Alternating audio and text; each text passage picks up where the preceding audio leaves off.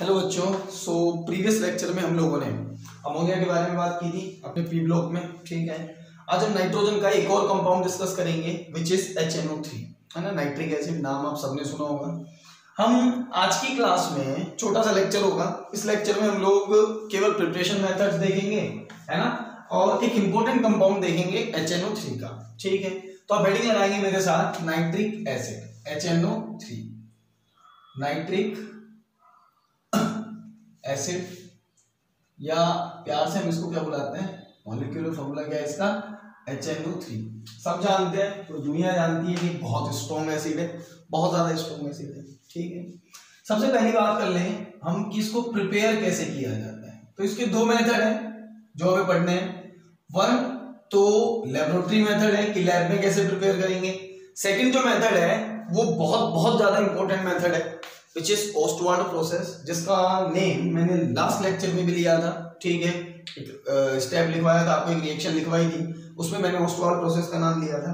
तो दो मेथड्स हैं। एक जो प्रिपरेशन मेथड है वो है लेबोरेटरी का मेथड इन लैब। तो लैब में क्या मेथड यूज में लिया जाता है, हम ले लेंगे सोडियम नाइट्रेट NaNO3, या आप चाहें तो KNO3 भी ले सकते हैं, कोई दिक्कत वाली बात नहीं है। ठीक है, इसको हम रिएक्ट कराते हैं विद सल्फ्यूरिक एसिड H2SO4। तो कुछ नहीं करना आपको, एक डबल डिस्प्लेसमेंट लाइक रिएक्शन करना है, एक डबल डिस्प्लेसमेंट टाइप का। क्या होगा, यहां से H+ निकालो, यहां से NO3- निकालो। ठीक है, एसिड है H+ देगा, ये NO3- देगा, तो यहां से तो बनेगा HNO3। बच क्या गया HSO4- और Na+, ये मिलकर क्या बना देंगे NaHSO4, तो सोडियम हाइड्रोजन सल्फेट। तो एक बहुत आसान सा केमिकल रिएक्शन है ना, लेबोरेटरी में यूज में लिया जाता है। इसमें ध्यान रखने की बात यह है कि इसमें temperature less than 200 degree centigrade होगा, है ना। तो क्या मिलेगा आपको HNO3 नाइट्रिक एसिड। क्यों? क्योंकि अगर मैं टेम्परेचर को 200 डिग्री सेंटीग्रेड से ज्यादा कर दूं, टेम्परेचर को 200 डिग्री सेंटीग्रेड से ज्यादा कर दूं, तो मुझे यहां पर कंपाउंड में क्या मिलने लगेगा Na2SO4। क्लियर होती है बात मेरी? ठीक है, तो आपको ये दोनों याद रखने हैं, है ना, बाकी नहीं रखने हैं। पेपर में जनरली इसका लेबोरेटरी मेथड नहीं पूछा जाता, फिर भी ध्यान रहे KNO3 के साथ या H2SO4 के साथ जब 200 डिग्री सेंटीग्रेड से कम टेम्परेचर पर हम रिएक्ट कराएंगे तो हमें क्या मिलेगा, नाइट्रिक एसिड। तो एक बात तो हो गई है। दूसरा जो मेथड है वो इंडस्ट्रियल मेथड है। इंडस्ट्रीज में नाइट्रिक एसिड बनाने के लिए जिस मेथड का यूज किया जाता है उस मेथड का नाम है ओस्टवाल्ड प्रोसेस। क्यों सर, ओस्टवाल्ड का क्या मतलब? अरे भाई, साइंटिस्ट का नाम है, उसने दी थी ये प्रोसेस, तो उसी के नाम से हम इसको क्या कह देते हैं, ओस्टवाल्ड प्रोसेस।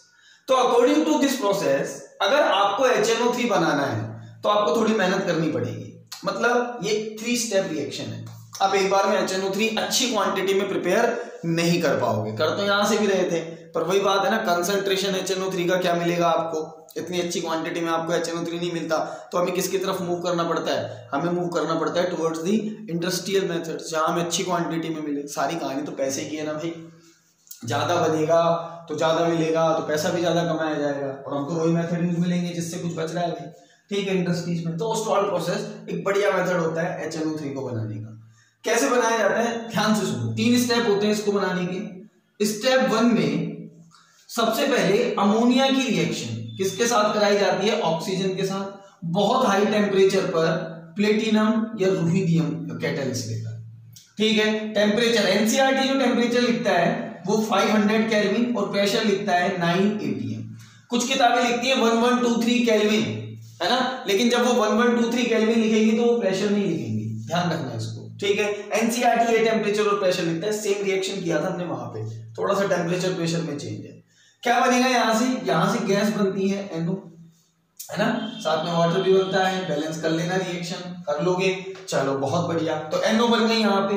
अब स्टेप 2 में ये जो NO बनी यहाँ पे, इतनी केवल NO के बनने से काम नहीं चलेगा। ये जो NO बनी यहाँ पे, इसको एक्सेस ऑक्सीजन के साथ ट्रीट कराया जाता है, मतलब आगे फर्दर ट्रीट कराया जाता है ऑक्सीजन के साथ, और इसको कन्वर्ट कर दिया जाता है किसमें, NO2 में। मतलब देखो क्या होगा, NO बनेगी, ये NO फर्दर ऑक्सीजन के साथ ट्रीट करेगी, किसमें कन्वर्ट होगी, NO2 में, और ये NO2 वापस फूट के ये बनाएगी, मतलब एक रिवर्सिबल प्रोसेस होगा। ठीक है, लेकिन मुझे किससे काम है, NO2 से। ये जो NO2 बनी इसको मैं यहां से निकालता रहूंगा, गैस फॉर्म में बनती है तो निकलती रहेगी गैस फॉर्म में, है ना, डिस्टिलेशन वगैरह किसी और प्रोसेस से मैं इसको यहां से निकालता रहूंगा, तभी रिएक्शन फॉरवर्ड डायरेक्शन में चलेगा। फर्दर ये जो NO2 यहां बना, इस NO2 को स्टेप 3 में ले जाया जाएगा, है ना, और स्टेप 3 में इसको वाटर के साथ ट्रीट कराया जाएगा। ये जो NO2 है इसको हम ट्रीट कराते हैं विद वाटर, और वाटर के साथ ट्रीट कराने पर ही हमें क्या देती है, HNO3। वाटर के साथ ट्रीट कराने पर ये क्या देगी हमको, HNO3। कुछ नहीं, एडिशन कर देना है, याद रखनी है तो H2O + NO2 HNO3। तो बहुत आसान सा मेथड है।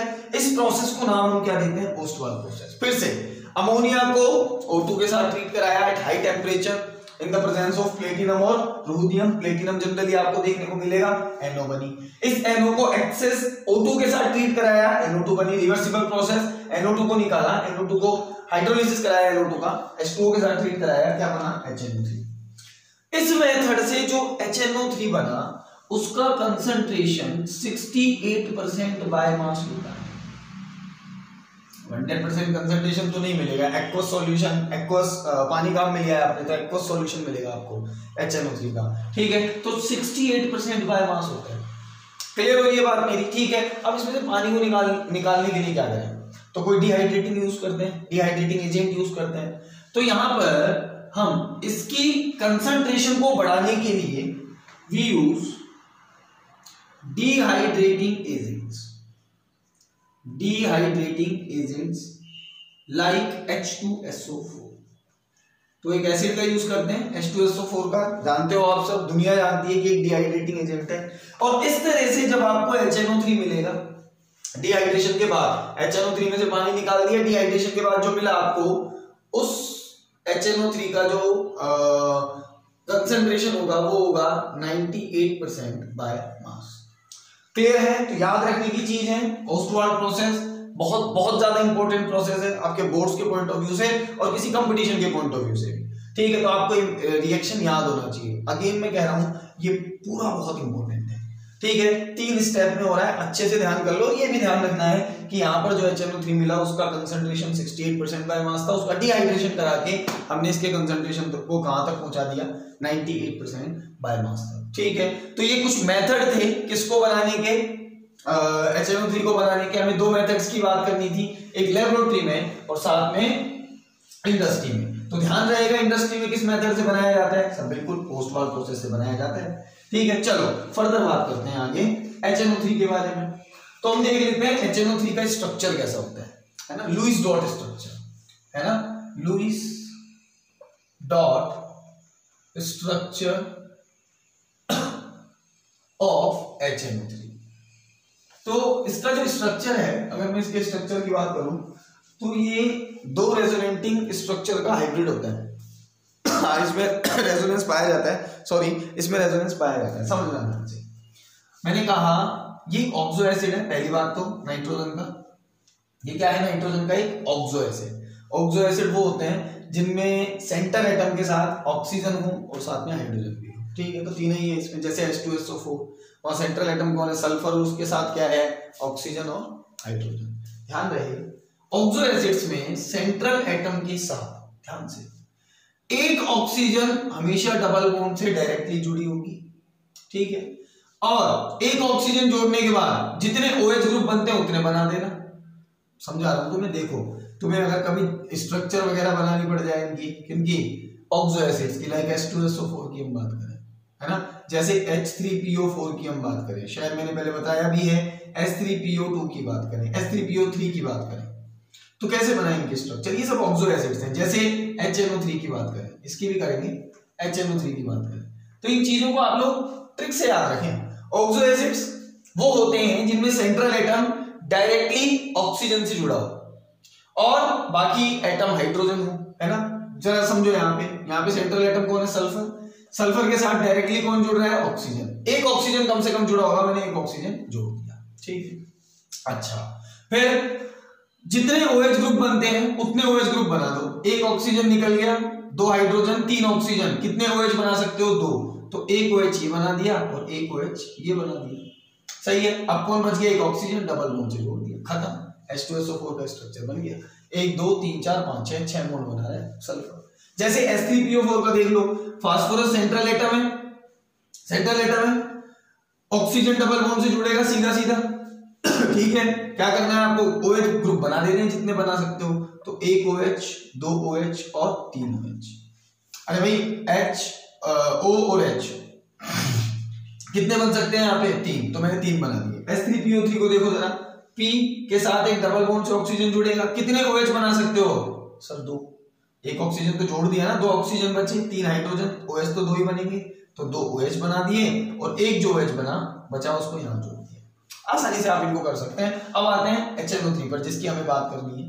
तो नाइट्रोजन है यहाँ पे सेंट्रल एटम, ऑक्सीजन के साथ डबल बॉन्ड से जोड़ा, कितने OH बन सकते हैं सर, एक, तो एक OH बना दिया और डबल बॉन्ड से ऑक्सीजन को जोड़ दिया। रुको जरा, आपको बताएं यहाँ पर नाइट्रोजन 1 2 3 4 5 बॉन्ड बना रहा है, is it possible, no. Nitrogen की मैक्सिमम कोवेलेंसी कितनी होती है, 4, तो यानी कि यहां पर इसने एक बॉन्ड कोऑर्डिनेट करके बनाया होगा। कोऑर्डिनेट किसको करता है, ये इसको। ध्यान देगी बात, नहीं आई बात समझ में, मैं समझाता हूं।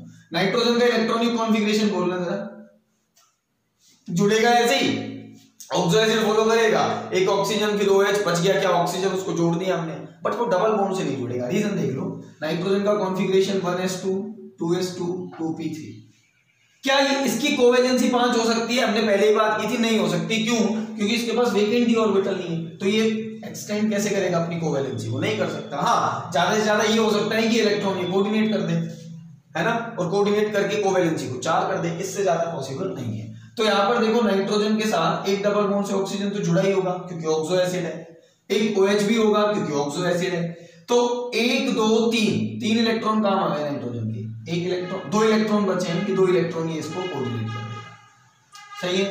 और इसके पास कितने बच गए, 2, और इसके पास भी कितने बच गए, 2। क्लियर होती है, ये HNO3 का लुईस डॉट स्ट्रक्चर होता है। आसान है, HNO3 का लुईस डॉट स्ट्रक्चर होता है। अच्छा देखो, चाहो तो यहाँ पर प्लस और यहाँ पर माइनस शो कर सकते हो। इसने कोऑर्डिनेशन बोर्ड बनाने में इलेक्ट्रॉन दिए हैं, इसने लिए हैं, तो ये भी कर सकते हो करना चाहो तो, बाकी नहीं करना चाहते हैं तो कोई जरूरी नहीं है। ओवरऑल स्पीशीज न्यूट्रल होती है। बाकी देखा जाए तो नाइट्रोजन इसका पॉजिटिव होता है और ऑक्सीजन इसका नेगेटिव होता है due to the formation of coordination board.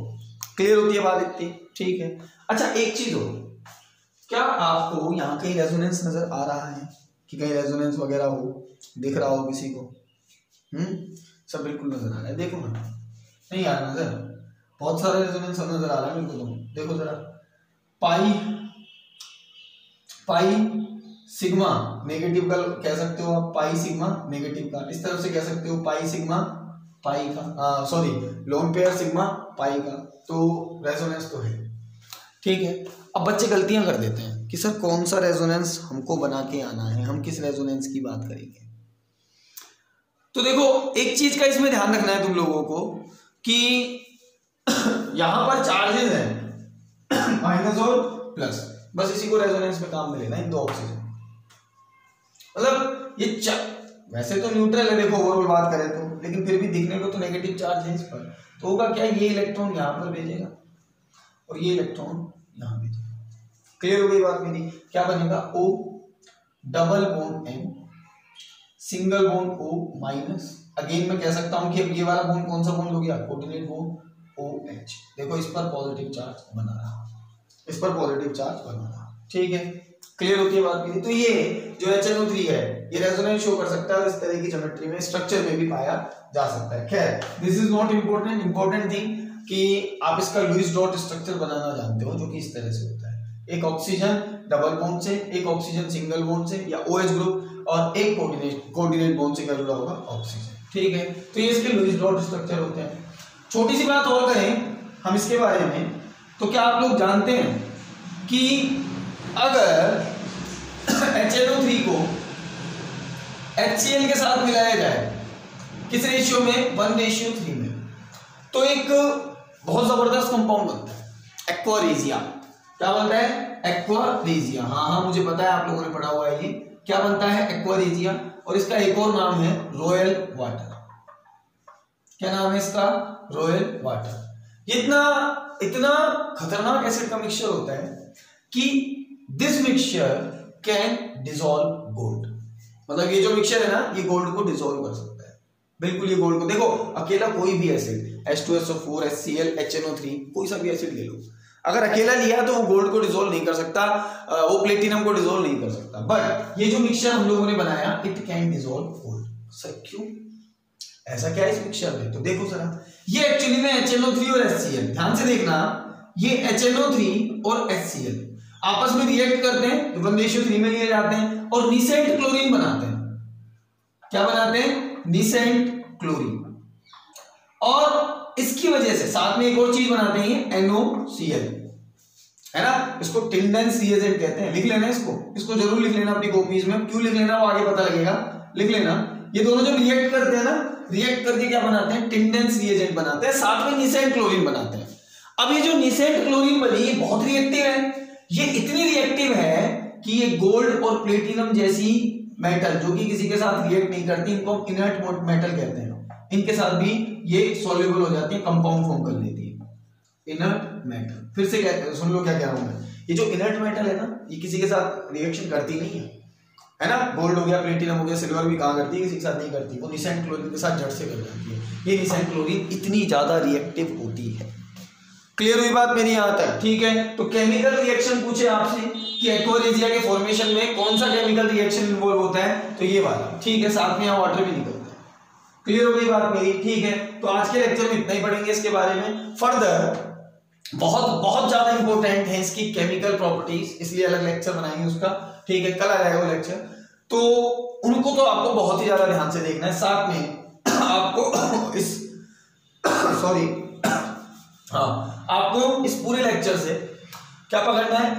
Oswald process. ठीक है, आपको लुईस डॉट स्ट्रक्चर आना चाहिए HNO3 का, और साथ में आपको रिएक्शन आनी चाहिए जो कि एक्वारेजिया में इन्वॉल्व होती है। ठीक है, एक्वारेजिया के बनने में, गोल्ड और प्लेटिनम को डिसॉल्व करने में इन्वॉल्व होती है। ठीक है, फर्दर हम बात करेंगे नेक्स्ट क्लास में। Thank you.